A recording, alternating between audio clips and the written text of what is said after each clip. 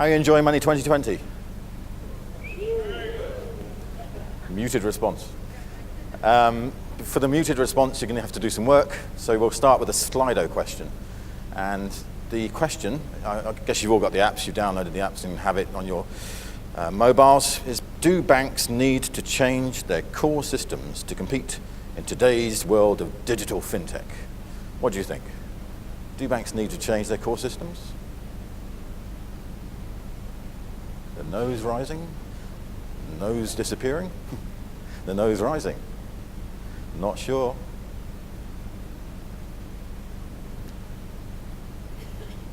Ooh. That's 50 votes, just over, and it's kind of 3/4 believe that banks do. In which case I don't need to convince 3/4 of you of the business case behind why, but I'm going to do it anyway. Which is talking about the business model of banking. So if we can switch over to my slides, thank you. And Leda's already given me a good introduction around who I am, but I'm involved in a lot of stuff. I fly around the world non-stop, learning about what banks and fintech companies are doing in different parts of the world. This year I spent quite a bit of time in Latin America, which I haven't spent enough time in before. So I can pretty much say that I've dropped into most countries' fintech communities. And one of the clear things to me is some of the naivety of some of the startups and some of the complacency of some of the existing institutions. And I'm going to illustrate it best by looking at the business model of a bank, which is that they have a back office that manufactures their products and services, a middle office that processes all their transactions and connects the front and back office, and a front office that's really good with customers, or is meant to be really good with customers. And for the last 300 years, as you heard from Ashok Vaswani this morning, banks that have been around for centuries have millions of customers, billions of capital, and yet they have fairly rotten technology. And the reason is that they've allowed their technology to rot. That's why I live in a museum, because I like my legacy systems.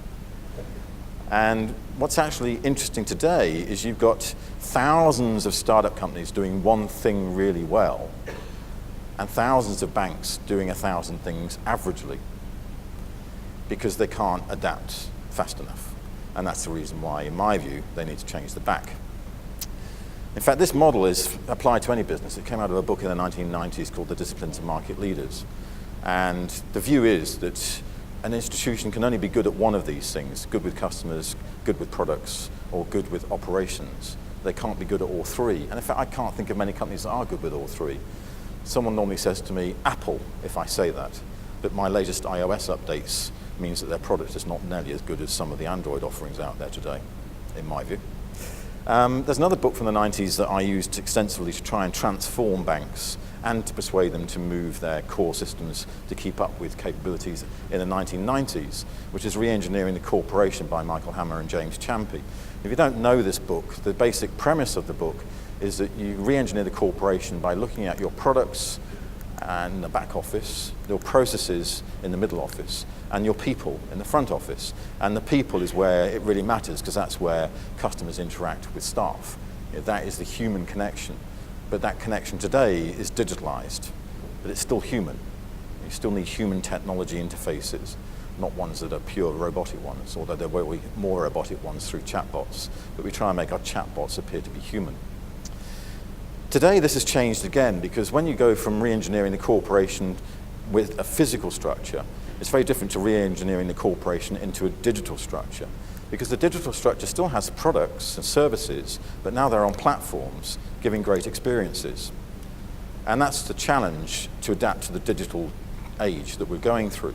How do you give great experiences to customers, such as, I need a ride, is there someone out there who has a car, and then you just connect through a platform. I'm on holiday, I need a place to stay. Does someone have a room? And you connect through a platform. What's intriguing is that these platform-based companies that have grown very quickly into unicorns are doing exactly the same as industrial era companies, but with 1/10 or 100th of the people to create the same sort of value. So the industrial age companies are living in a rotting business model that's crumbling.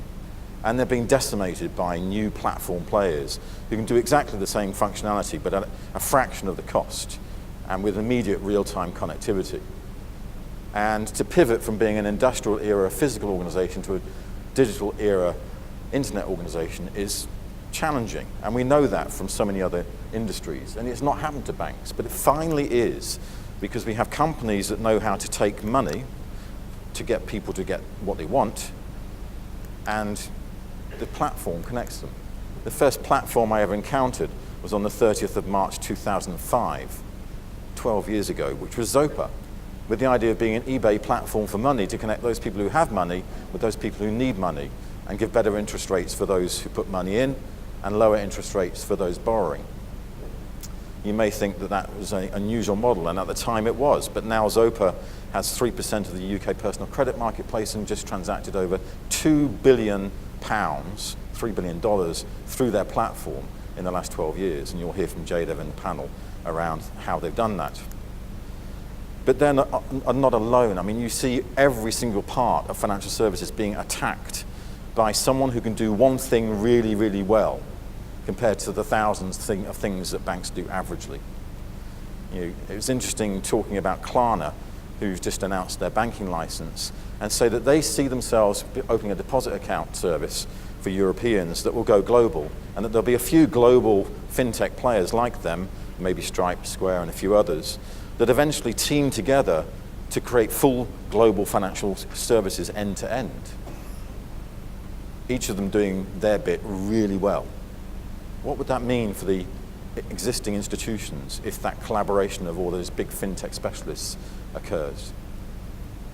How do we compete if we are existing institutions? I think it's the revolution of apps, APIs, and analytics. That is the back, middle, front office. Back office analytics, data leverage is going to be key. Middle office APIs connects everything to the front office, which is all apps-based and devices-based in the Internet of Things. In fact, the smart things in the front office are very rapidly taking over. And yet the smart back office is a challenge. A lot of banks that I talk to would not be able to do complex machine learning because they have dirty data captured by their heritage in their legacy systems. They can't release that data, they can't cleanse that data, they can't analyze that data if it's locked into the past. I met a big global American bank the other day, you can guess which one.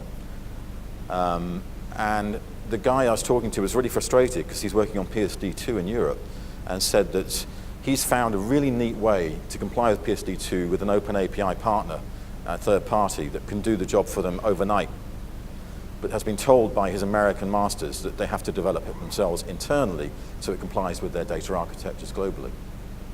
This is frustrating. In fact, this is stupid. Because in the world of a marketplace where everything is a component that can be integrated to an aggregated customer experience, there are thousands of players out there that we should be working with if we are existing institutions, because they do one thing really well rather than something that we do averagely. And to partner with them across our back, middle, front office is a transformational process. It's equally not a process of technology leadership, but one of cultural leadership. Because the biggest change here is to stop being a control freak, to actually be collaborative, co-created partners, to be open and to allow anyone to come through our door with an idea and to take that idea seriously, not just dismiss it. In fact, I think the opportunity for the incumbent institutions is that they become curators. They have the millions of customers, the billions of capital, the centuries of history, to curate a marketplace, to bring in thousands of players and select the ones that will deliver the best service in the apps, the best service to the devices, the best APIs to connect the front and the back office, the best analytics capabilities for their data, to migrate to a future world that already some other industries have migrated to, such as the car industry. The car manufacturers used to distribute and service everything. They used to make all the components and integrate and assemble all those pieces. And they used to then send them out and manage the whole thing, whereas now they don't do that. They just have lots of components that they source and curate globally into different form factors, and specialists service those vehicles. So the car manufacturers effectively has just become a capability of integrating components, sourcing the best ones, making them the best they can be. That's exactly what the banks will become, an open source, collaborative, co-creative partner, curating thousands of specialist capabilities into an amazing experience across universal services worldwide. This is the reason why $100 billion has been put into fintech startups in the last 4 years, because that money is creating the financial futures across a whole range of open source technologies that are at different levels of maturity. Some have matured very nicely into mobile wallets and mobile point of sale, but some are still coming up the hype curve, such as machine learning and artificial intelligence. Some have gone over the hype curve and are in the trough of disillusionment, like blockchain, distributed ledger. What's it delivered? There's a lot of proofs of concept out there, but we've been talking about blockchain distributed ledger for 4 or 5 years. I haven't seen much really delivered yet. So you could say, is it going to happen? Well, of course it's going to happen eventually. It's just a matter of timing and when. And a lot of what blockchain was being applied to is the wrong things, because it was industry infrastructure issues rather than technology issues that the technology was trying to address. I think it will come out of that hype cycle and trough of disillusionment and mature over time. But what we really see is the financial institution being fundamentally challenged by technology. And some are complacently saying that this is not a serious change. I argue that this is a fundamental change, and those who are complacently ignoring this change will not be around in 10 years, because they will not be able to collaborate and co-create in this space in the same way as others, particularly when you see new companies generating so much more value in just a few years than old companies. I keep coming back to Stripe because I just think it's incredible that a 19 and 21-year-old couple of brothers could create a company that's now worth $9.2 billion just in 7 years, because they do one thing really well, merchant checkout. So for a bank, and this is a leadership challenge more than anything else, which route are we going to take? Open or closed? And if we stay closed, will we survive? And if we need to be open, how do we get there? Because we need to replace an awful lot of infrastructure that was implemented in the last 50 years that's now rotting, particularly in the back office. And I think this is a real challenge because an awful lot of the banks haven't got the right leadership to do this.